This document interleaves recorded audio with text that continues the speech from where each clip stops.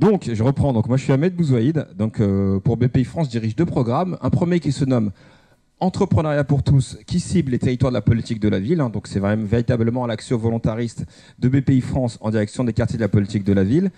Et les Entreprendre en cœur de territoire, là, on s'intéresse à la ruralité et aux villes moyennes.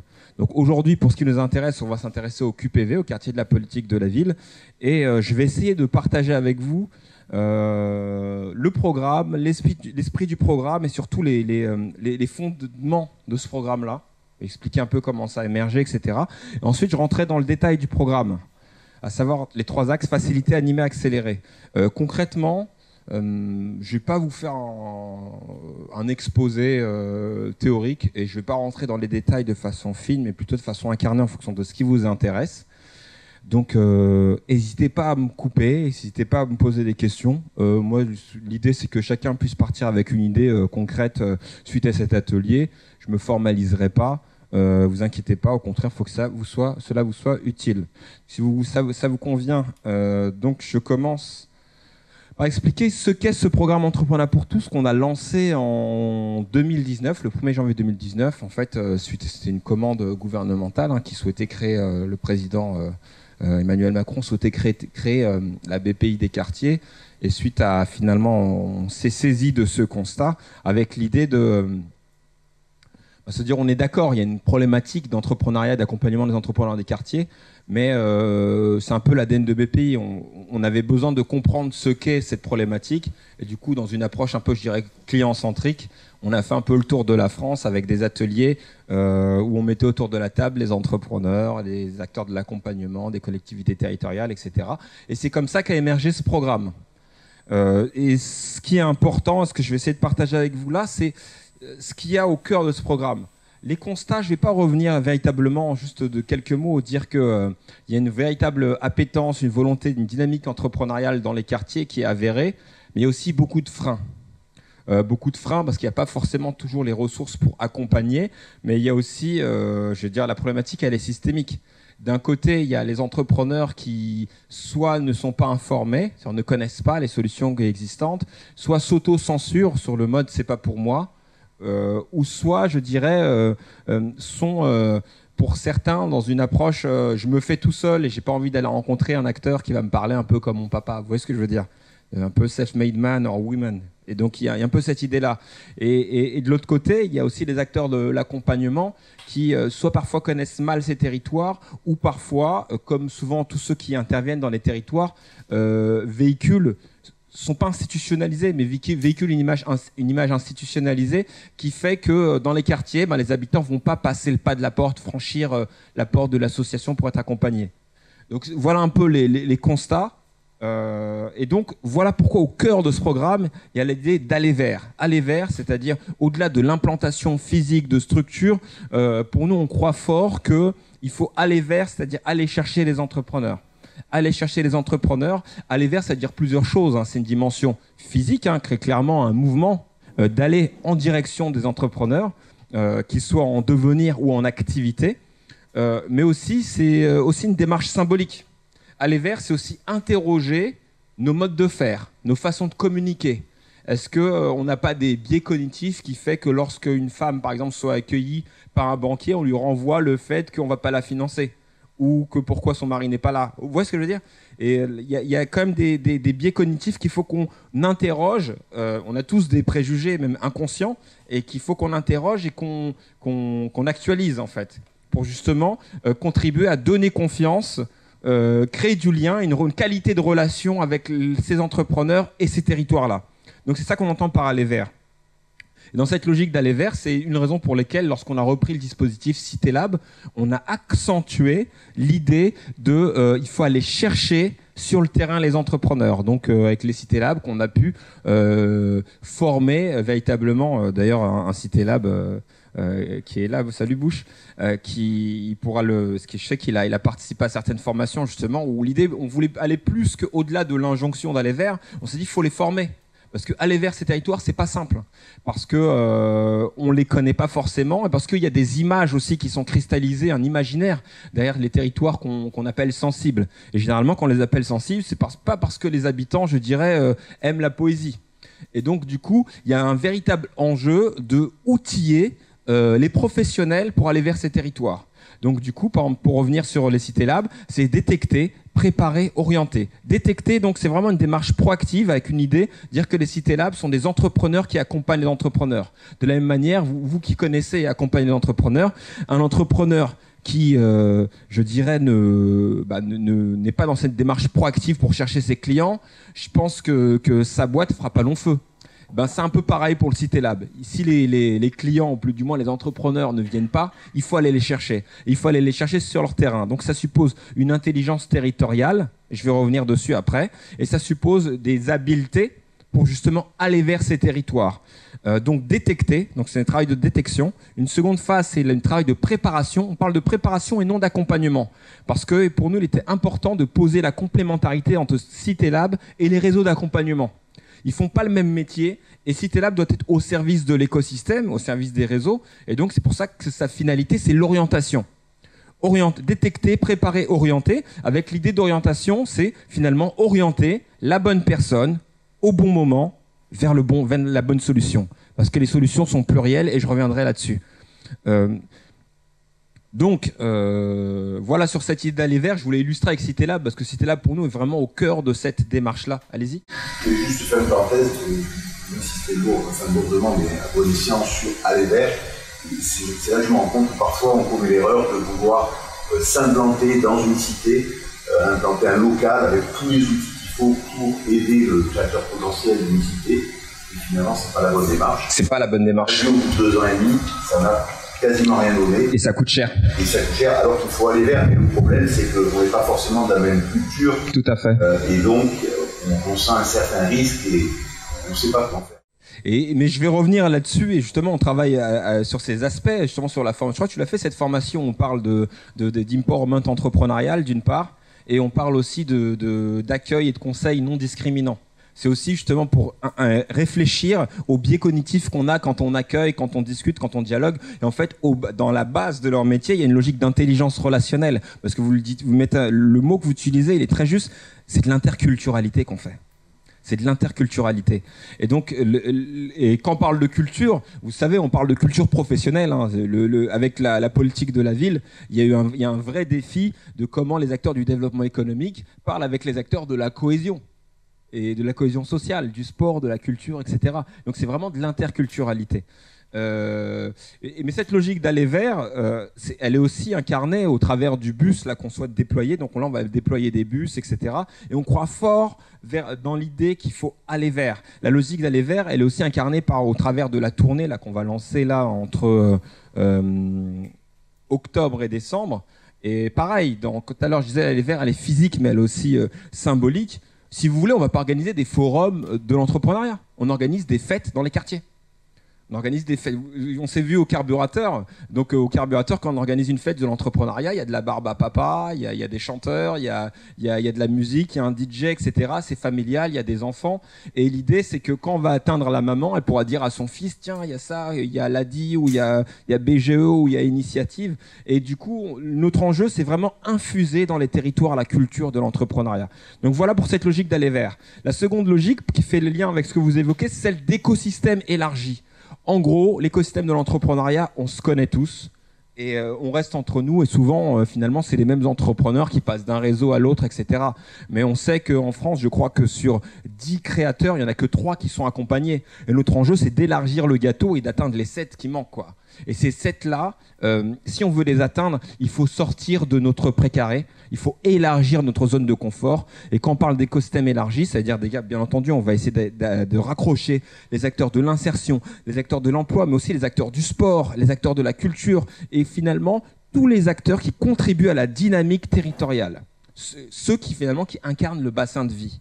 Et c'est comme ça qu'on fait des partenariats avec les centres sociaux, c'est comme ça qu'on montre des partenariats nationaux avec la Fédération nationale des centres sociaux, qu'on fait des partenariats avec Pôle emploi au niveau national et qu'on est en train d'implanter des bornes, etc., etc. Et donc ce qu'on essaye de faire, c'est de se dire, un territoire finalement, Ça a été évoqué tout à l'heure sur la logique entrepreneuriat et territoire ce matin.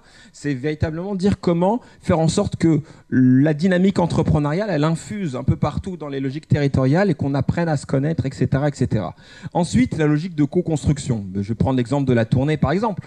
La tournée, j'ai évoqué ce qu'on a fait à Marseille, mais d'un territoire à l'autre, on n'a pas fait la même chose. Pour une raison très simple, nous, on pose un objet, on se vit un peu comme une banque de place. BPI France, on doit être au service des dynamiques entrepreneuriales, aux côtés de tous ceux qui portent et soutiennent les entrepreneurs. Et donc, quand on porte un projet, on le met au milieu finalement du tour de table et chacun apporte sa contribution en fonction de son expertise, de ses complémentarités, de son envie surtout. C'est vraiment une histoire d'envie et d'émotion et de désir. Et donc, notre boulot, c'est créer de l'adhésion. Créer de l'adhésion et passer, je dirais, d'une logique de dynamique et de cartographie et d'identification des partenaires, des parties prenantes, à une logique de partenaire. Donc, ce que j'essaie de dire, c'est qu'au départ, effectivement, quand on arrive sur un territoire, il y a tout un tas de parties prenantes. Mais nous, on va faire avec ceux qui ont envie de faire, avec ceux qui veulent entrer dans la dynamique et ceux qui portent, et on va travailler avec les volontés. Et c'est vraiment cet aspect-là qu'on engage. Si je pourrais revenir là-dessus. Donc, vraiment, cette logique de co-construction, qui est essentiel, parce que si on arrivait avec nos gros sabots, je me rappelle quand on arrivait en 2019, on était un peu vécu comme les banquiers en Weston, je disais, et c'est pour ça que j'ai mis des baskets aujourd'hui, mais voilà. Mais plus sérieusement, l'idée, c'est de créer de la relation et créer de la confiance, et dire que voilà, nous, notre boulot, c'est d'apporter de la valeur, et c'est pas de faire de votre métier parce que vous le faites mieux que nous.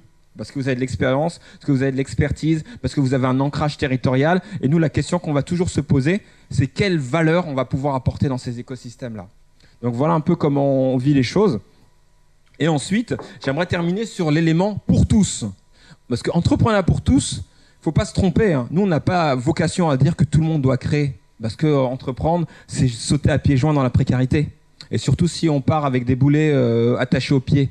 Donc nous, notre vocation, c'est plutôt de se dire, pour tous, c'est-à-dire il faut avoir des solutions adaptées à chacun.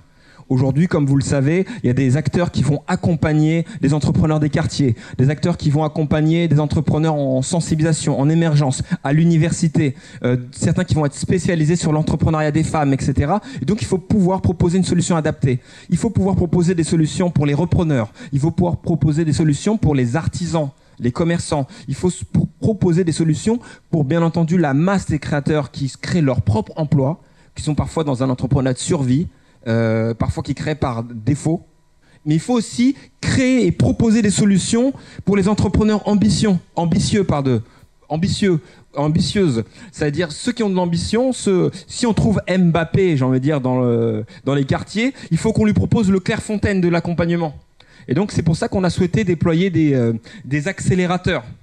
Et les accélérateurs, donc émergence, création, Mokhtar, je compte sur ton témoignage tout à l'heure, où par exemple, on a lancé French Tech Tremplin, que vous connaissez peut-être. L'idée, c'est pour les entrepreneurs des quartiers, c'est un accompagnement et une bourse qui peut aller de 30 à 50 000 euros pour financer son projet et l'accompagner sur le temps long pour l'aider à développer son projet. Et donc vraiment, avec cette idée-là, il y a une grande diversité d'entrepreneurs et il faut qu'on puisse proposer des solutions adaptées à chacun. C'est ce que j'évoquais tout à l'heure avec Bush, quand j'évoquais si la finalité du Cité Lab, c'est l'orientation, c'est orienter la bonne personne au bon moment vers le bon réseau, vers la bonne solution. Et souvent, tout à l'heure, je disais, il y avait l'autocensure et il y a une vraie problématique, à mon sens, c'est qu'aujourd'hui, on sait faire de la sensibilisation, on sait faire de la création, mais maintenant, qu'en est-il des boîtes qui se créent, qui ont 3, 5, parfois 7 ans, et qui stagnent, qui rencontrent une sorte de plafond de verre? Eh ben, il faut les accompagner vers du développement et leur proposer des solutions d'accompagnement qui sont différentes, comme du mentorat, comme du coaching, comme créer des boards de fantômes, etc. Et ça, c'est des solutions qui existent, mais qui sont peu connues et qui ne sont pas sollicitées. Donc, voilà un peu l'esprit du programme. Une fois qu'on a dit ça, le programme il s'articule autour de 3 axes. Faciliter l'accès à l'offre. Donc c'était la problématique qu'on avait identifiée au départ. Faciliter l'accès à l'offre, vous l'avez compris, il y a une offre qui est foisonnante. Et ça, on a vraiment cette chance en France. Il y a 10 ans qu'on crée une boîte, c'était pas du tout le cas. Mais maintenant, il faut qu'on réussisse à rendre cette offre lisible, cette offre visible et cohérente. C'est-à-dire l'entrepreneuriat, c'est un sport collectif. quand le Citélab il détecte et s'il oriente, c'est qu'il doit faire la passe. Et après, le réseau qui va l'accompagner, après, il doit faire la passe. Et voilà. Et en fait, l'enjeu, c'est vraiment la réussite. Faut que chaque réussite individuelle soit une réussite collective. C'est vraiment comme ça qu'on porte les choses. Ensuite, animer, c'est l'idée d'animation. Ça revient avec cette idée de co-construction et d'ancrage local, d'ancrage territorial. C'est qu'on est convaincu que les solutions, elles sont au niveau local. Et pour ce faire, il faut créer ce maillage, il faut l'animer, il faut créer des objets de coopération. Parce que l'injonction à travailler ensemble, c'est bien, mais ça marche peu. Parce que chacun a besoin de subventions, parce que chacun a ses problématiques internes à sa structure, parce que, voilà, en fait, il y a le vivre ensemble, nous on croit plutôt au faire ensemble, c'est ça que je essayer de dire. Et donc, il faut donner des objets pour faire ensemble, et pour qu'on puisse avancer et construire collectivement. Et accélérer, c'est l'idée de dire, c'est ce que j'évoquais tout à l'heure, donc il y a l'offre de droit commun, etc. Et il y a des accélérateurs qu'on a souhaité déployer. Donc j'ai parlé de French Tech Tremplin, mais aussi l'accélérateur Émergence pour les porteurs d'idées. Et on s'est dit, en fait l'accélérateur, ça vient du fait que BPI France, depuis 2013, a déployé des accélérateurs avec l'idée de se dire, voilà, on a un tissu de PME et on pourrait leur donner les moyens de devenir des ETI, quoi. Et du coup, pour ce faire, on s'est dit, on les met en promotion, parce qu'il y a une émulation, un vrai challenge entre les boîtes entre elles, et on leur donne 3 choses, du conseil individuel, de la formation collective, et surtout, il faut les connecter. Un entrepreneur qui réussit, c'est un entrepreneur connecté. Et comme ça marche tellement bien, on a décliné des accélérateurs partout, en région, par filière, des accélérateurs famille, sur des thématiques de la mode, etc. On s'est dit, mais en fait, c'est ça qu'il faut proposer aux entrepreneurs des quartiers. Et du coup, on a déployé l'accélérateur Émergence, donc pour les porteurs d'idées, et accélérateur Création. Donc ça vise les entrepreneurs à potentiel. Ce qu'on entend par potentiel, c'est par rapport à l'ambition du projet. Et donc, c'est pas un diplôme, c'est de la volonté. C'est quelqu'un qui est pas dans une démarche où veut créer essentiellement son emploi ou qui est dans un entrepreneuriat subi. C'est quelqu'un qui, dès le départ, veut créer une entreprise, en fait. Et on se dit, tiens, voilà, cette volonté-là, il faut qu'on l'accompagne, il faut qu'on lui donne les moyens. Et l'un des partenaires qu'on a retenu pour déployer cet accélérateur, c'est MyCreo Academy qui est à Aulnay, qui a déployé en Ile-de-France déjà plusieurs centaines d'entrepreneurs avec des projets vraiment juste incroyables. Et aujourd'hui, il déploie sur 2 nouvelles régions. Et Mokhtar, d'abord, je peux te poser la question s'il y a des questions ou si vous voulez que j'approfondisse certains aspects. J'aimerais bien que tu témoignes là-dessus.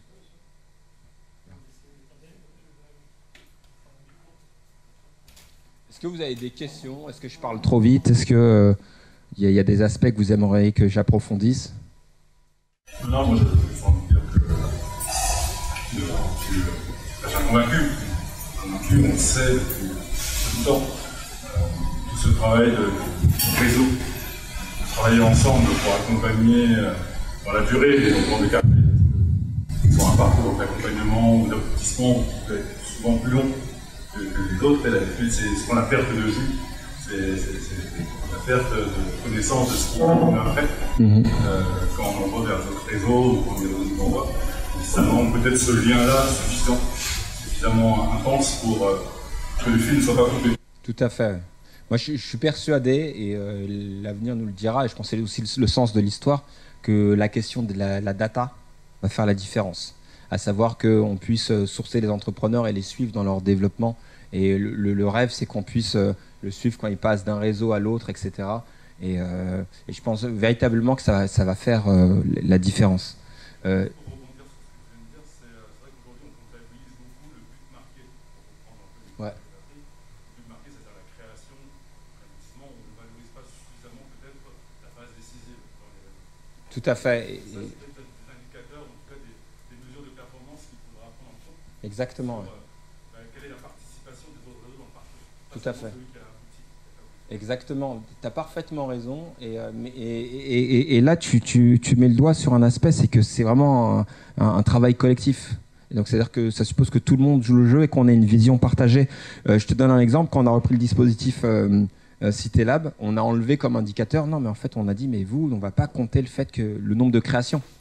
Parce que pour nous, ça nous semblait insensé. Parce que leur boulot, c'est de sensibiliser, détecter. Si ça crée, c'est tant mieux. Et c'est ça le but. Parce que mieux ils ont fait le travail au départ, Et en aval, il sera d'autant mieux suivi, accompagné et qualifié en fait pour ceux qui suivent. Mais on ne pouvait pas objectiver les Cité Labs sur la création. Et donc ça va dans le sens de ce que tu évoques. Et après, pour aussi poursuivre, je disais tout à l'heure, il y en a qui créent et qui se développent et qui vivent, parfois qui vivotent, mais il y en a qui vivent et qui ont des beaux projets. Mais le problème, c'est qu'ils stagnent, alors qu'ils ont des ambitions de développement. Mais sauf que, si vous voulez, au départ de la création d'une boîte, un accompagnement généraliste, ça convient. Mais à un moment, quand la boîte elle a 4 ans, 5 ans et elle a des ambitions, il faut une expertise plus pointue. Parce que chaque boîte est spécifique, on peut plus passer sur faut du cousu humain si vous voulez. Et donc ça c'est un vrai enjeu parce que du coup que ça soit sur l'expertise financière, sur l'expertise des processus organisationnels, la question de la gestion RH, et vraiment on peut décortiquer la boîte et l'accompagner à aller plus loin. Mais pour ça demande qu'on arrive à se faire la passe quoi. Allez-y.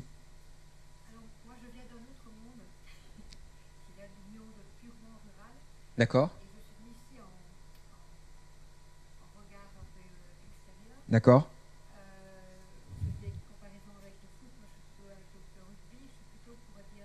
Ça marcherait avec le rugby. Oui. Comment peut-on envisager des maillages de réussite d'apprentissage? Qu'est-ce que vous entendez par maillage d'apprentissage? Maillage, je comprends, mais... Parce qu'en fait, moi, je manque de jeunes et je manque de ressources humaines dans mon territoire. D'accord. J'ai des entreprises qui risquent de mourir parce qu'elles n'ont pas. Ah, d'accord, j'ai compris. Et il y en a d'autres qui pourraient être des.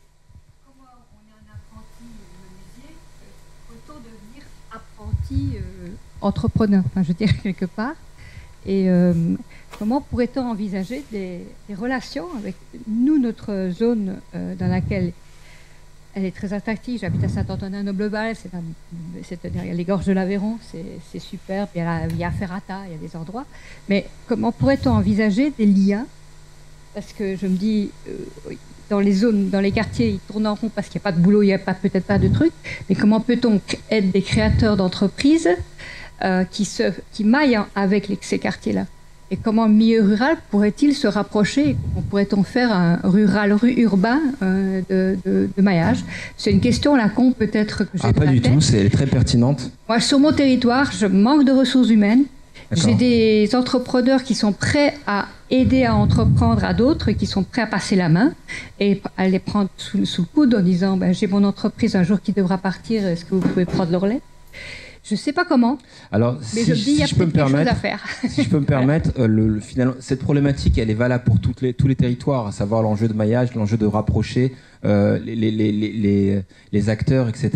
Je vais dire plusieurs choses. La première, c'est quand vous manquez de ressources humaines, peut-être vous, au sein de votre organisation, mais par contre, votre territoire, il ne manque pas de ressources. Laissez-moi terminer, vous allez voir, peut-être que je ne suis pas très clair. Ce que j'essaie de dire par là, j'imagine, à moins que vous viviez dans une île isolée, qu'il y a d'autres acteurs qui font peut-être autre chose, mais vous pouvez trouver des intérêts convergents. Votre enjeu, c'est d'identifier les intérêts convergents. Et donc, il faut les rencontrer de façon individuelle, comprendre qui ils sont, qu'est-ce qu'ils font, quels sont leurs enjeux, et pour ensuite essayer d'avoir une vision partagée sur quels enjeux on partage et quel bout de chemin on pourrait faire ensemble. Ça, c'est mon travail quotidien. D'accord. D'accord. J'aboutis à la chose, c'est qu'à un moment donné, oui, mais je vais faire comment? J'ai pas d'apprenti, j'ai pas de ressources humaines, j'ai pas un chef d'atelier, j'ai pas... Et donc, je coince à un moment donné. Donc ça, c'est mon travail quotidien, je sais faire. Mais je manque de gens. Je manque de personnes. En fait, ce que j'essaie de dire, c'est que peut-être que vous pouvez mobiliser les personnes qui ne sont pas de votre structure dans la mesure, vous savez, on dit on peut prendre le même train sans descendre à la même station. Et donc ça veut dire chacun sur des petits intérêts qu'il va trouver. En fait, si les gens ils bougent, c'est parce qu'ils trouvent leur intérêt personnel, leur intérêt de leur structure. Donc si vous identifiez ces intérêts-là, vous pouvez les faire bouger avec eux. Donc ça, c'est la première solution, c'est celle qui coûte la moins cher, du moins qui coûte du temps. Parce que ça veut dire qu'il faut créer de la confiance, il faut lier des partenariats, et tout ce que je raconte depuis tout à l'heure, c'est la capacité à créer des démarches d'adhésion. Donc ça, c'est la première chose. La seconde chose qui peut sembler la solution la plus évidente, c'est l'argent. Si vous n'avez pas comment on appelle ça, de moyens humains, bah, si vous avez des sous, vous pourrez les payer. Mais c'est pas forcément celle qui est la plus disponible. Et surtout, l'argent public, le robinet, il commence à se raréfier, n'est-ce pas? Je pense que on est tous d'accord là-dessus. Mais c'est aussi une solution. Bon, sinon, la troisième, moi, je vous inviterai pas à braquer une banque. Ce ne serait pas... Ouais, bon, je vais la fermer là. Enfin voilà, après je voulais vous parler d'un dispositif qui a été monté en région Île-de-France où en fait avec la région, donc une association, c'est les déterminés pour pas les citer, ils trouvent des apprentis, en fait des jeunes, ils trouvent des jeunes qui sont ni en emploi ni en formation, c'est financé par la région, ils rentrent dans un parcours d'apprentissage. L'apprentissage, ils le font au sein chez un artisan qui va aller bientôt à la retraite. Dans leur apprentissage, ils apprennent un métier et ils apprennent le métier d'entrepreneur pour justement travailler la reprise. Donc ça, c'est un dispositif qu'on a cofinancé en région Île-de-France. Voilà. Vas-y, Mokhtar, si tu veux prendre le... Tiens, hop, je te passe le mic. Merci Ahmed, bonjour à tous. Donc, voilà, vous êtes filmés. J'aime beaucoup cette phrase. Alors, depuis 2003, oui, j'ai plus trop de cheveux. Depuis 2003, on accompagne dans les QPV, initialement sur la région Île-de-France, en Seine-Saint-Denis. Donc, les porteurs de projets. Donc, moi-même, j'y ai grandi, j'y ai vécu, j'ai fait mes études à Paris. Et force est de constater que dans des territoires où le taux de chômage est effrayant et que finalement un certain nombre de difficultés se superposent, bah, nous qui habitons, il faut se mobiliser, quoi. Et donc c'est comme ça qu'est née cette initiative qui s'appelle MyCréo Academy, qui était anciennement s'appelait Créo, et qui a vocation en fait à soutenir l'entrepreneuriat dans les territoires. 20 ans après, enfin presque 18 ans après, on peut sortir peut-être un certain nombre de points et d'analyses. J'ai eu le plaisir de travailler sur d'autres territoires, sur Rennes, sur Angers, sur Nantes, aujourd'hui même en Occitanie, et essayer de comprendre avec les acteurs de la politique de la ville et ceux du DevEco, qui ne parlent pas forcément toujours ensemble, hein, et qui font en sorte que les lignes budgétaires sont parfois très différentes, de pouvoir un petit peu comprendre ce que le territoire, ses besoins, ses attentes, et finalement ces quartiers vivent. Et nous, on a trouvé intéressant, c'est que l'entrepreneur, il a les codes de l'entreprise, et il a les codes du quartier. Et finalement, il parle ce fameux dialogue, et il est compris en fait de par les habitants, et il est compris de par l'économie et les entreprises. Et c'est lui le chaînon manquant en fait, quand on parle de QPV. C'est l'entrepreneur, sur lequel il faut capitaliser. Si bien qu'en fait, dans les quartiers, ils n'ont pas la même maturité entrepreneuriale.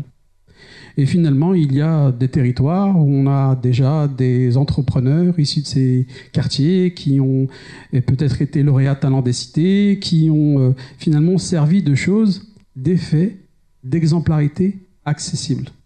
Et je crois que c'est ce qui manque, c'est le modèle de représentation de la réussite dans ces quartiers. Et l'entrepreneur, même s'il fait 0 chiffre d'affaires, quelque part, c'est un modèle de réussite dans ces territoires. Et donc, il faut le promouvoir, d'où la question de la sensibilisation. Il faut stimuler le territoire. C'est pour ça que les Cité Labs sont là pour détecter, orienter et faire en sorte que ce questionnement ne se reste pas en fait avec sans réponse. Mais on peut dire que quand même, depuis une quinzaine d'années, ça a bien évolué. Entre les périodes où on avait finalement c'est pas pour vous, vous n'avez pas d'argent, vous n'avez pas fait d'études, vous n'avez peut-être pas la même bonne couleur de peau, mais on peut comprendre aussi que même depuis 4-5 ans, enfin même un peu plus, depuis l'émergence un petit peu du tout digital, de la démocratisation de l'entrepreneuriat. Avant, en fait, pour comprendre c'était quoi une société, comment la gérer, il fallait avoir des amis, il fallait avoir été initié, il fallait avoir fait des écoles. Aujourd'hui, la culture de l'entrepreneuriat est de plus en plus accessible. Pour autant, ces territoires, parfois, et ces entrepreneurs, manquent cruellement de réseau. Et c'est pour ça que vous faisiez l'allusion tout à l'heure, c'est pas forcément la meilleure réponse à apporter d'implanter une pépinière à l'intérieur même du quartier. Ouais, bonjour monsieur Kilian, vous venez me voir? C'est un peu ghetto quand même ici. Hein. Et finalement, il y avait ces craintes-là, vous voyez, en fait, où on a voulu laisser le quartier dans son environnement avec ses entrepreneurs sans faire de pont. Et bien souvent, on a ces quartiers qui sont en périphérie de grosses zones industrielles, et finalement, ils sont à 2 pas, l'un de l'autre. Et les liens qu'il y a eu, parfois, c'était le mot insertion. Oui, ça veut dire qu'on prenait un jeune, parce qu'il avait foiré l'école et qu'il fallait le remettre un petit peu au boulot. Et donc, on a vu le quartier, les entrepreneurs ou les jeunes de ces quartiers que par le prisme de « Ah, les pauvres, il faut les aider ». Mais on ne les a jamais vus au travers, en fait, du prisme. Il est un acteur qui peut apporter une valeur ajoutée. Et c'est là, en fait, je crois qu'il y a ce travail, cette démarche qui a commencé à être mise en place, et notamment par toute l'action des pouvoirs publics et celle de revaloriser cette question de l'entrepreneuriat dans le quartier et de ne pas en faire une économie des quartiers et une économie du réel. C'est la même. Elle doit être drainée, elle doit être transversale, il doit y avoir échangé. Mais il y a aussi des réalités, c'est celle d'un manque cruel parfois de réseau. Et effectivement, cette question de réseau, et tu l'as dit dans les accélérateurs création, l'une des actions les plus importantes, c'est de faire en sorte qu'il a grandi dans ce territoire, il y a vécu, il s'est fait ses réseaux de copains, l'école, pour certains qui ont réussi, lui ont permis d'amorcer une amorce de réseau, mais en tant qu'entrepreneur, il ne doit pas rester en fait à domicile, il doit y aller, il doit créer des ponts, il doit prospecter. Et finalement, je crois que l'une des apports de ces accélérateurs, en plus de la formation, en plus du conseil, c'est cette phase de création de ces réseaux d'entrepreneurs. Voilà un peu le témoignage que je voulais apporter sur ces accélérateurs. Dire qu'aujourd'hui, chaque quartier, chaque territoire sur lequel en fait on dit les QPV, ils sont totalement différents. Il y a une compréhension en fait dans le schéma d'accompagnement parce que pour certains, ils ont déjà des pépinières, d'autres des talents des cités, d'autres des cités labs, d'autres en fait un certain nombre d'écosystèmes qui font en sorte que le territoire est très fertile, et d'autres encore où il y a un désert, autant d'acteurs, autant d'entrepreneurs. Voilà. Merci beaucoup, Mokhtar. Je vais rebondir sur 2-3 choses. Tu n'hésites pas à compléter, et ça fait le lien avec ce que disait Madame. L'importance des rôles modèles. Des rôles modèles, c'est-à-dire des personnes qui sont des entrepreneurs, mais c'est hyper fort quand l'entrepreneur, c'est votre voisin de quartier. Donc du coup, tout à l'heure, tu as utilisé un mot que j'aime beaucoup, celle d'exemplarité accessible. C'est-à-dire, on se dit, bah, ça, je peux l'atteindre. Et je sais que quand vous avez souhaité justement faire identifier l'association dans le territoire initialement, il y avait une action que j'ai trouvée hyper forte, à savoir d'aller dans une sorte de forum d'association, et le soir, il y avait un film.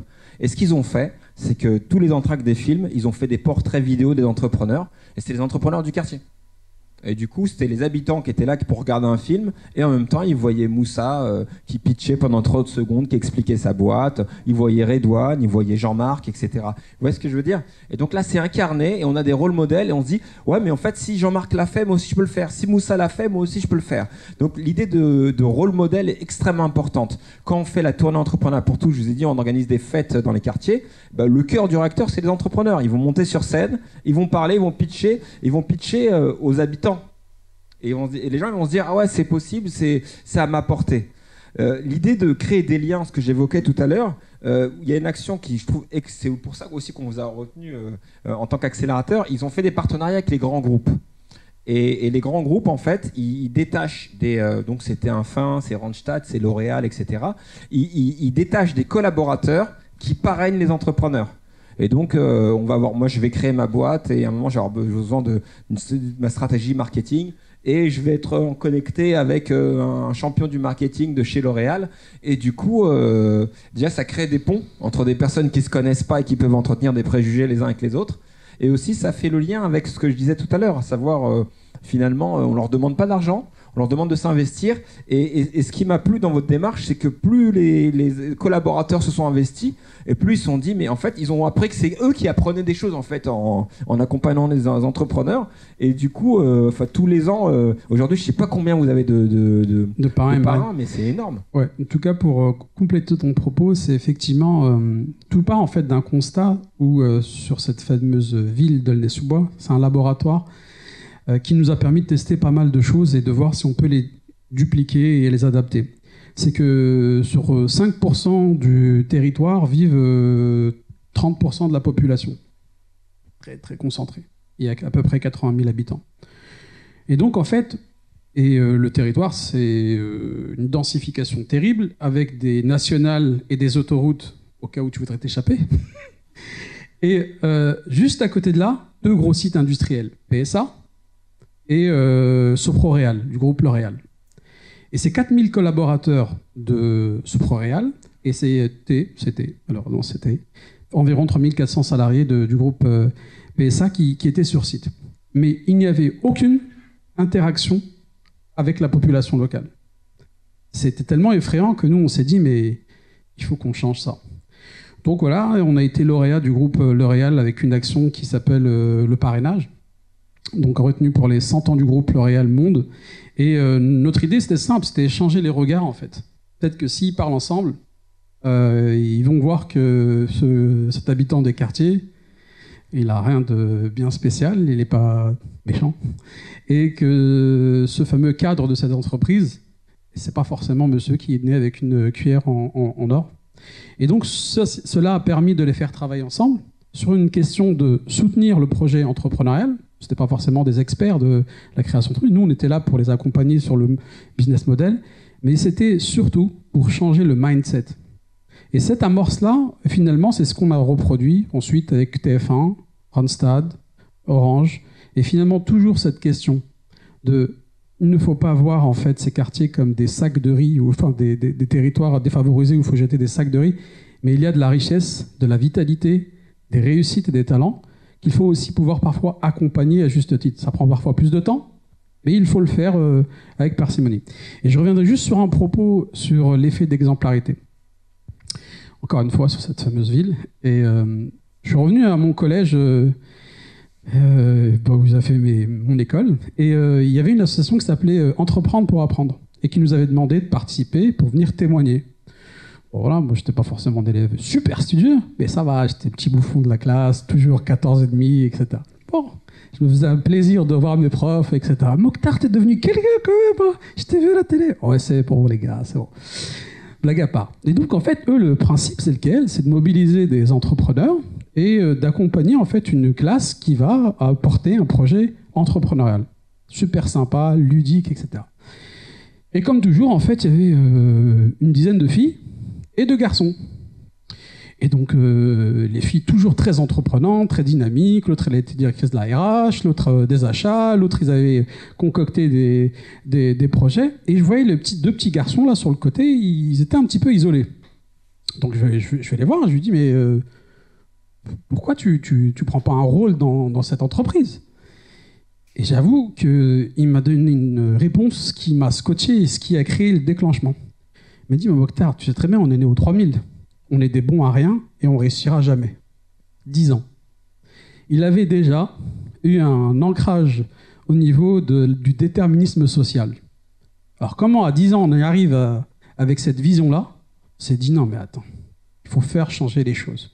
Parce que les effets d'exemplarité dans ces quartiers, parfois, ils ne sont pas très élogieux. Parce que le synonyme de la réussite du quartier, c'est de se barrer. Je me casse les gars. Je reviendrai peut-être pour le couscous, hein. Mais je me casse. En revanche, ce qui est une exemplarité au quotidien, celui qui a la grosse BM, celui qui est, je stéréotype, c'est finalement en fait ceux qui, malheureusement, empruntent d'autres voies. Charge à l'entrepreneur de revenir montrer que l'école, c'est une valeur sûre. L'entrepreneuriat, l'emploi, la réussite, elle peut s'exprimer, mais il faut qu'elle soit visible. Il faut faire émerger au quotidien. C'est peut-être pas tous des Mbappé, mais voilà. C'est des hommes et des femmes qui font vivre leur famille, leur foyer, et qui sont dans une réussite à leur niveau. Et c'est ce qu'il faut montrer dans ces territoires. Merci infiniment, Mokhtar, pour ce témoignage. Alors, peut-être des questions. Allez, super.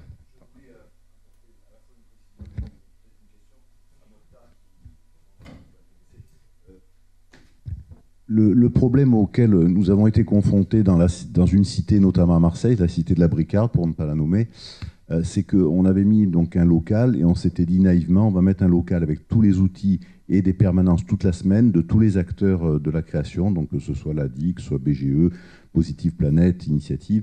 Donc on avait mis vraiment tous les moyens. Et on s'est aperçu au bout de 2 ans que finalement, nous par exemple, on a financé 2 créateurs. Et on a quand même l'impression forte que malheureusement, ce qui se passe, en tout cas pour partie, c'est que certains jeunes de cette cité qui auraient des talents entrepreneuriaux et qui voudraient aller jusqu'au bout sont stoppés net par leurs grands frères. Et donc, ils avaient peur, pour certains, j'en suis persuadé, de franchir la porte du local. Donc, il y a vraiment une importance de communication de notre part, ou peut-être par le biais sportif ou d'autres manifestations, c'est évident. Mais après, on ne peut pas non plus transgresser notre activité vers l'accompagnement d'associations sportives. Et voilà quoi. Si je peux me permettre, moi j'ai été 6 ans implanté, donc ma société, j'avais une société de conseil, j'étais 6 ans implanté à la pépinière de la Courneuve au 4000. Donc même d'ailleurs, quand j'arrive au 4000, à la Courneuve, tout le monde pense que je suis un habitant de la Courneuve. Parce que voilà, quand j'arrive quelque part, je m'implante, je dis bonjour à tout le monde, etc. etc.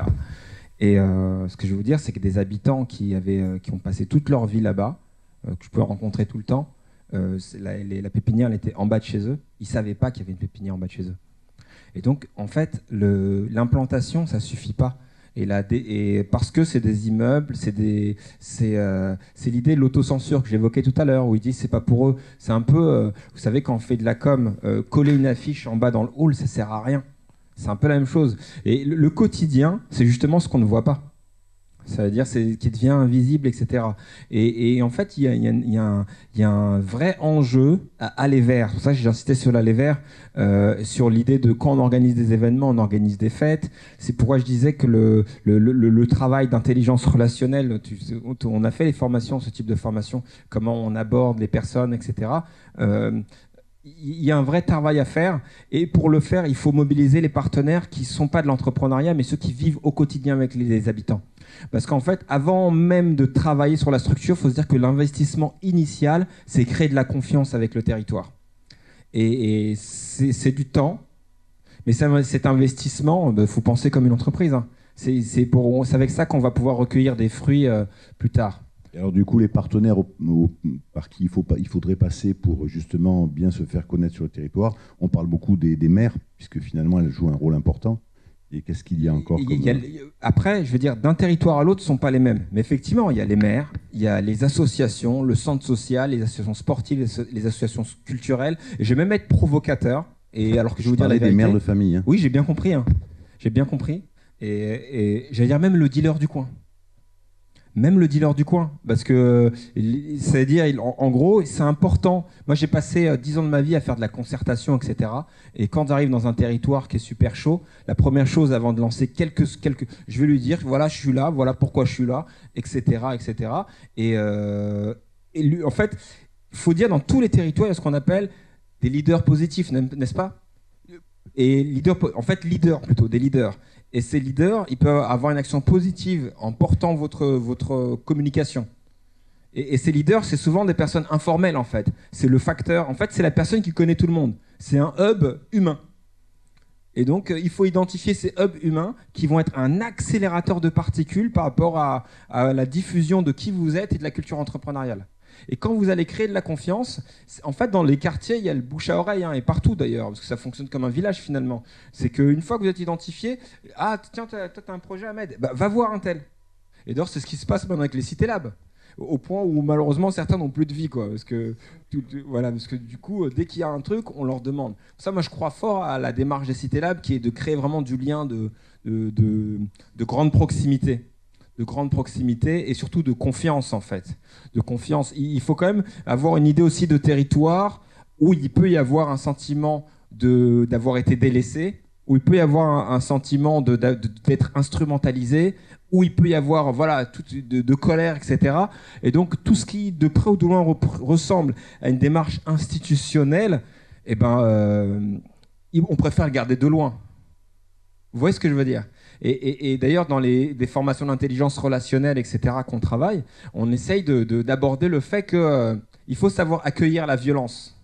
Et quand je dis la violence, je ne parle pas de battre ou autre chose. Je parle de propos, etc. C'est la colère, en fait, et la frustration. Vous comprenez ce que je veux dire ? Et en fait, c'est juste... avant de vouloir travailler dans le concret, il faut avoir un temps de dépressurisation sociale, presque. Ça veut dire que les gens s'expriment, oui, et effectivement, il y a de la frustration, et oui, on l'entend, et oui, on la comprend, et une fois que c'est entendu, on peut passer à autre chose. Et souvent, on veut passer tout de suite, vite. Et créer ces liens-là, eh ben, ça va vous... Moi, il y a certains cités là, je ne citerai pas le nom, je me balade avec eux dans les quartiers, on dirait que c'est les maires de la ville. Hein. Mais c'est incroyable. D'ailleurs, certains qui sont dans vos territoires, je me balade avec eux, c'est incroyable. Ils connaissent tout le monde, lui c'est lui, allez viens on prend un café là, etc. etc. Et son boulot c'est ça. Et du coup, à chaque fois qu'il y a un entrepreneur, on le renvoie vers lui. J'étais un petit peu long dans la réponse. Allez-y. Tenez, je vous donne le micro. Oui, alors, c'est très intéressant, là, vos expériences. Oui, en effet, en tant que structure qui se déploie sur les QPV depuis peu de temps, on voit bien que c'est un nouveau travail, une nouvelle approche, un grand questionnement pour nous sur comment travailler, approcher ce public. Et là, ce que je remarque depuis le début de l'intervention aussi, c'est dans des exemples que vous donnez, etc. Et des questions que je me pose aussi sur les QPV depuis 3 ans, c'est l'entrepreneuriat féminin, moi, qui est une thématique qui me tient à cœur depuis toujours et que je trouve encore plus complexe que la thématique de l'entrepreneuriat en QPV tout court, c'est l'entrepreneuriat féminin dans les QPV. Tous les exemples, en effet, dont vous parlez tout à l'heure sont au masculin. Est-ce que c'est... parce que moi, j'ai l'expérience de terrain... Oui, mais en tout cas, le peu d'expérience de terrain qu'on a, nous, depuis 3 ans, fait qu'en effet, en termes statistiques, on a une chute. Et je voulais avoir justement votre expérience aussi autour de la thématique des femmes dans les QPV. Alors tout à l'heure, j'ai pas précisé si c'était des hommes ou des femmes, et d'ailleurs, je vais vous annoncer quelque chose. J'ai parlé d'accélérateur. Là, depuis qu'on a lancé le programme, on est à peu près, j'ai pas tous les chiffres en tête, mais on est à peu près 700 accélérés. Donc les accélérés, vous avez bien compris, c'est des entrepreneurs à potentiel. Eh ben, on a plus de 60% de femmes. Et ce que j'aimerais vous dire, c'est que, à mon sens, les problématiques sont les mêmes. À savoir ce que j'évoquais, le manque d'information, l'autocensure, le manque de confiance et la problématique systémique, c'est-à-dire les biais cognitifs de ceux qui sont censés les accompagner. J'expliquais tout à l'heure, il y a un vrai travail à faire avec tous les partenaires du financement.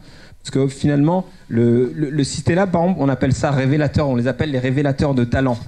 Parce que les talents, si vous voulez, les entrepreneurs, ils l'ont. Ça, on parle d'entrepreneurs en devenir ou entrepreneurs en activité. En devenir, parce qu'il y a l'enjeu de faire émerger. Et beaucoup, finalement, s'autocensurent et ne croient pas en eux, ou là, pour le cas, ne croient pas en elles. Ce que j'allais dire pour la question des femmes, on a des super partenaires qui accompagnent les femmes et qui créent des comment on appelle ça, en fait, c'est des accompagnements collectifs entre femmes. Et ça peut être super parce que ça peut être un espace, un safe space, un espace un peu, sécure, où on se sent à l'aise, où on peut libérer la parole, on peut dire des choses qu'on n'oserait pas dire ailleurs, etc. Et l'enjeu, c'est que l'émulation collective contribue à consolider la confiance.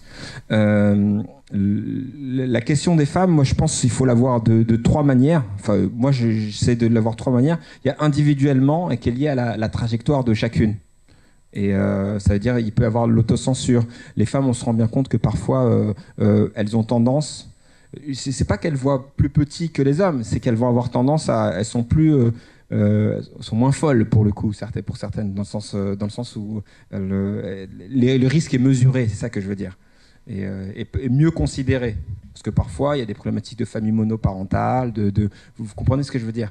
Donc il y a cette dimension-là, et donc il y a un travail à faire sur le mindset pour dire ouais, mais en fait vous pouvez voir plus grand et plus loin. Et je vous donne un exemple. Je devrais pas vous le dire, mais je vais quand même le dire parce que c'est rien annoncé que de dire ça. C'est que là, par exemple, on va récompenser. On a fait donc je m'occupe du prix national de talent des cités, et là on va récompenser les anciens lauréats parce que c'est les 20 ans cette année. Et parmi les, je crois 5 qu'on a retenus qui vont passer au jury, il y a 4 femmes. Voilà. Donc et c'est des parcours, voilà, ça fait rougir. Enfin c'est juste incroyable. Yes. Elles ont un obstacle supplémentaire, c'est aussi la culture que la plupart ont dans les QPV, liée fortement au mari. Et donc, pour arriver à s'extraire du foyer, c'est vraiment un obstacle supplémentaire qu'elles ont. Exactement. Mais là, c'est pour ça que je disais, au niveau individuel, c'est chacun selon sa trajectoire et sa situation. C'est difficile de parler des femmes, parce qu'en fait, il n'y a pas la femme, il y a des femmes et elles sont plurielles. Il y a cette dimension-là. Il y a une seconde dimension, je pense, c'est plutôt lié au mode d'accompagnement. Et là, sur les modes d'accompagnement, il y a de plus en plus de réseaux femmes qui sont liés soit à l'accompagnement, soit au financement. Il y a les premières, par exemple, qu'on va déployer. Il y a Actionnel, il y a Empower Her, il y en a quelques-uns qui sont dédiés à ça. Et je vous assure que moi, je rencontre des femmes en leur conseillant ces réseaux. Elles me disent non, mais moi, j'ai pas envie d'aller dans un réseau de femmes. Tu vois ? Et donc, c'est important d'avoir ça à l'idée parce que l'accompagnement, il faut qu'il soit à son image. Et c'est comme ça qu'il va faire effet levier. Il faut vraiment qu'il colle à l'envie de la personne. Et le troisième levier, c'est ce que j'ai évoqué, finalement, c'est la dimension systémique. C'est tous les acteurs dans l'écosystème, que ce soit de l'accompagnement et du financement, et vraiment, je jette la pierre à personne. Parce que les biais cognitifs et les préjugés, les a priori, enfin tout ce qu'on porte dans nos éléments de langage, c'est aussi hérité de nos histoires. Et des fois, c'est beaucoup de choses dont on ne se rend même pas compte. Vous comprenez ce que je veux dire ? Et il faut apprendre à désamorcer ça, il faut se former à ça. Quand on se forme sur l'entretien non discriminant, c'est ça qu'on évoque. C'est comment on discrimine sans le savoir et comment on crée des situations où on met les personnes mal à l'aise, en fait. Vous voyez ce que je veux dire ? Où on est parfois avec des personnes qui, de par leur parcours, de par leur situation de vie, de par leur territoire, ils souffrent de manque de confiance en eux. Et dans les situations d'entretien, on les aide pas à se révéler, voire l'inverse. Voilà ce que je souhaitais dire. Mais moi, je suis tout à fait confiant pour l'entrepreneuriat féminin. Je reçois tout le temps, tous les ans et très régulièrement, je reçois des projets qui vont dans ce sens-là pour soutenir l'entrepreneuriat féminin. Et je vous disais, sur les accélérateurs, je ne sais pas comment l'expliquer. Les accélérateurs dans les quartiers, donc c'est souvent sur des boîtes à potentiel. Et dans les quartiers, on a plus de femmes que d'hommes.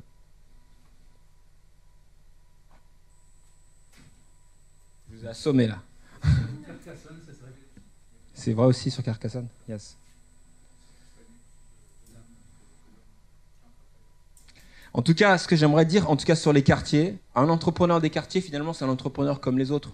Il a des besoins d'entrepreneur, il a besoin d'argent, il a besoin d'accompagnement, il a besoin qu'on l'aide à avoir confiance en lui, parce que la confiance, ça fait souvent la différence. Dans les entrepreneurs des quartiers, souvent on a des publics, c'est paracaricatural, mais d'ailleurs c'est vrai pour tous les territoires fragiles, c'est qu'ils n'ont rien à perdre, donc ils ont une audace et une détermination qui est à toute épreuve, et il faut s'appuyer là-dessus. Parfois, moi ce que je vous invite, et moi le premier, c'est à interroger notre rapport à ces territoires, notre rapport à ces populations, parce que des fois ça aide pas, ça fait pas effet levier. Et parfois, en fait, il faut aussi s'appuyer sur ceux qui savent et ceux qui sont plus proches. On a parlé des maires, on a parlé j'ai parlé du dealer, j'ai parlé de... Enfin, en tout cas, tous... Voilà, non, mais c'est une blague, mais... Les centres sociaux, enfin, tous ceux qui sont proches des gens, proches de la vie, et en fait, c'est créer du lien. C'est créer du lien et en tout cas ne vous contentez pas de coller des affiches ou d'appuyer ou dire que l'information est passée, parce que ça passera pas. C'est faut créer des relations avec les personnes et c'est comme ça qu'on mobilise, qu'on crée de l'adhésion. Et vous aurez de la force si vous le faites de façon collective, parce qu'en fait il faut que les écosystèmes infusent cette culture, infusent cette approche. Juste pour dire, il y a 20 ans d'ici, j'étais experte pour la Commission européenne dans l'égalité des chances hommes-femmes. C'est parce que j'ai décidé de vivre en zone rurale et que je me suis mariée avec un Aveyronais que j'ai quitté Bruxelles. Mais ça fait 20 ans que j'entends pareil. J'ai des discours qui ont été faits à l'époque pour la députée pour laquelle je travaillais à l'époque. Je fais un copier-coller, je change quelques mots et on est pareil. J'ai travaillé en Sicile, par exemple, avec des femmes de pêcheurs. La seule façon de s'en sortir, c'était de travailler avec la mafia, parce que je ne pouvais pas faire autrement. Parce que la mafia, elle est là. Je ne peux pas faire autrement. Comme tu dis, toi, tu dis dealer. Moi, je dis mafia pour autre chose. Mais on n'a que le collectif qui pouvait y arriver. Et les femmes avec des origines différentes, qu'on regroupait autour d'une cuisine, parce qu'on faisait un travail de transformation de produits de la pêche. On me les mettait dans une cuisine partagée, parce que les maris les autorisaient à venir, parce qu'elles étaient dans une cuisine. Et en fait, on les amenait à créer leur propre entreprise. On a donc créé des espaces partagés, mais qui, dans la culture de l'autre, était un espace partagé, adapté et compréhensible. Et il n'y avait que par ce biais-là qu'on y est arrivé. Le biais, c'est super. Moi, je dis, tu fais sortir par la porte, je reviendrai par la fenêtre. Mais on arrivait toujours à nos fins. On est allé sur plusieurs projets comme ça, et on est toujours arrivé, mais par le collectif et par des espaces partagés, reconnus par le collectif du lieu. Je dis, en Sicile, je devais être accepté par la mafia. Et bien sûr, mais en fait, ce que j'essaie de dire, c'est que les territoires, ils vivent, il y a une dynamique, il y a des gens qui sont là, qui préexistent, et on doit faire avec. Et moi, ce que j'aime beaucoup dans ce que tu dis, c'est l'idée de biais, et parce que parfois on veut aller vite, et c'est aller trop vite que de rentrer droit. Des fois, la cuisine ou l'idée du cinéma, c'est la projection, et on met des petites capsules des entrepreneurs. Il faut faire un pas de côté, tu vois, c'est toujours un pas de côté. Du théâtre, etc. Et après, moi, je suis un expert de l'accompagnement, je ne vais pas faire du théâtre, mais il y a certainement l'association locale qui sait faire, dont c'est le métier, qui est en proximité, et on crée des synergies avec elle. Et c'est elle qui va vous faciliter. Vous pouvez passer.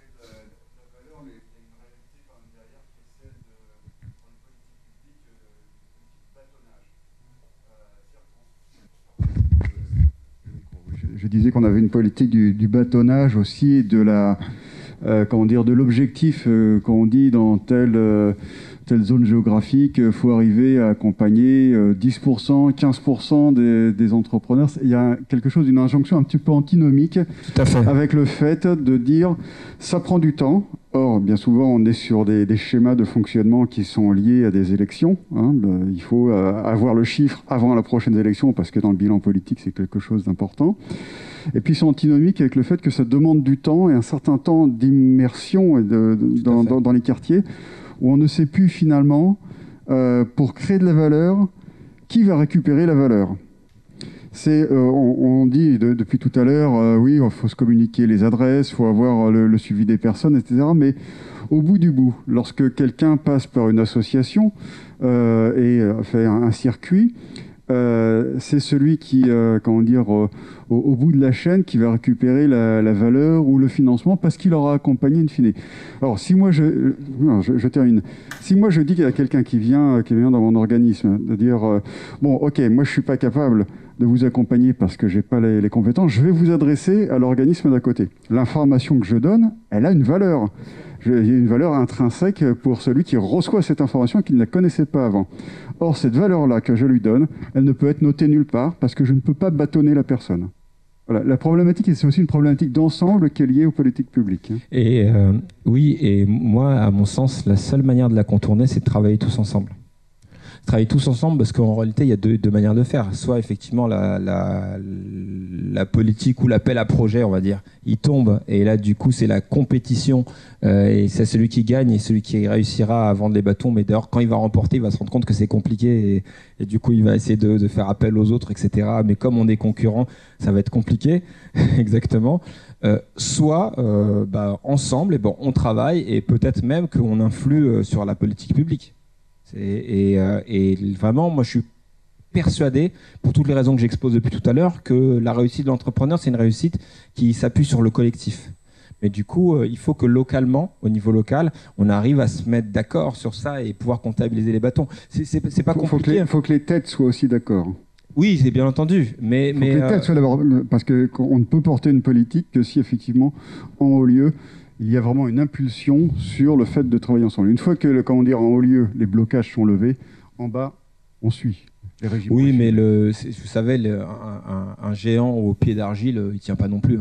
Et donc, moi, je crois que la base, elle se joue, et la dynamique, elle se joue dans les territoires.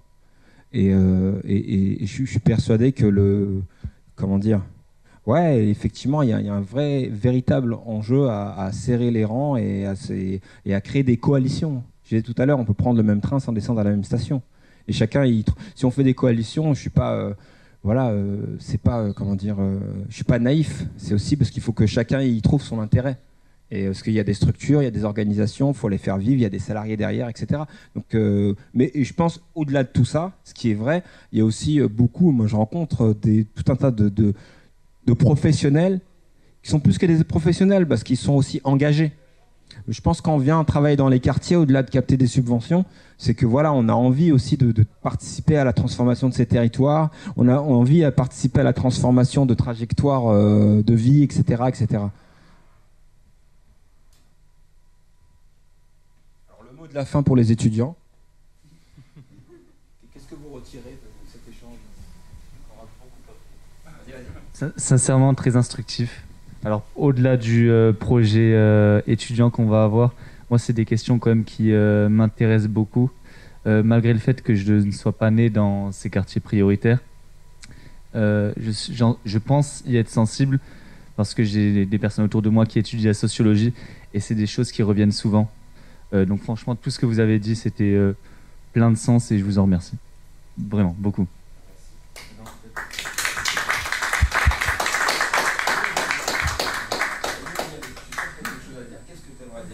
Non, j'ai trouvé personnellement, et c'est du coup une des valeurs qu'on avait abordées dans le développement de notre projet, que le fait d'insuffler de la confiance, essayer de redonner confiance donc à des personnes qui justement ne croient même pas en elles-mêmes, c'est une des valeurs principales et c'est sur quoi, il me semble, il faut miser principalement. Merci beaucoup, super. Super, merci beaucoup, bravo.